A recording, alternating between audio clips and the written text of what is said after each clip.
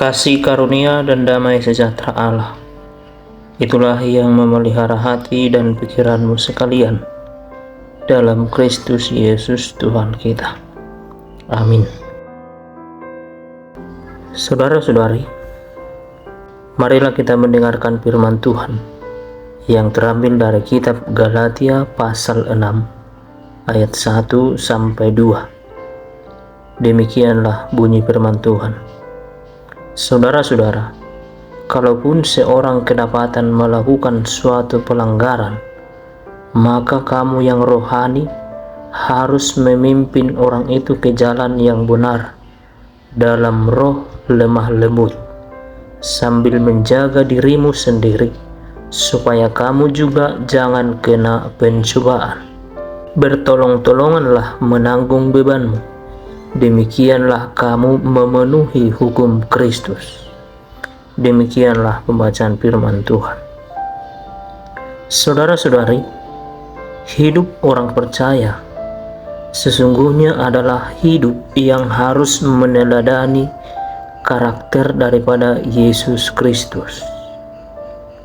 Di dunia ini, baik dalam rumah, dalam sekolah, pekerjaan atau lingkungan rumah sekalipun, kita tidak akan pernah bisa menemukan sahabat-sahabat yang sempurna.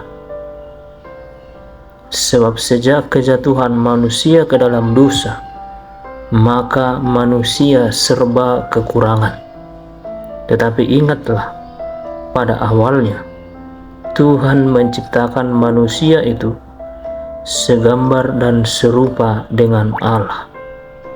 Namun dosa itu membuat orang menjadi banyak kekurangan, hidup di dalam kekurangan, terlebih hidup dipenuhi dosa.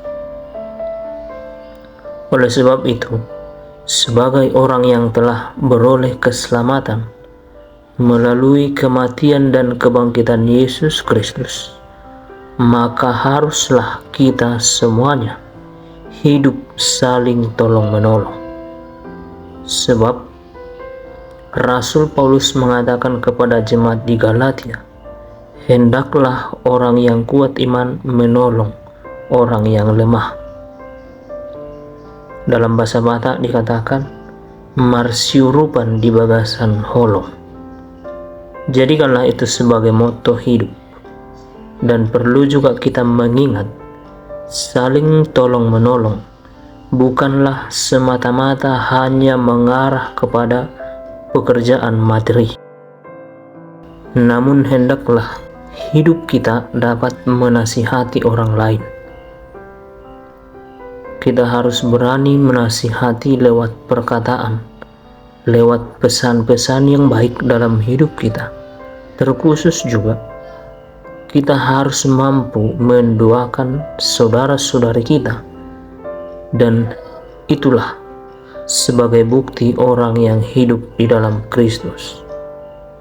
Saudara-saudari, setiap orang yang telah beroleh kasih karunia haruslah mau bangkit untuk menolong orang yang lemah, harus bersikap berani menyampaikan kebenaran, sehingga orang yang hidup di dalam kesalahan, kemunafikan, dan ketidakbenaran mau memperbaharui hidup dengan pekerjaan Roh Kudus.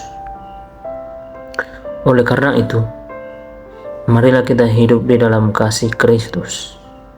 Nyatakanlah buah iman kita terhadap sesama.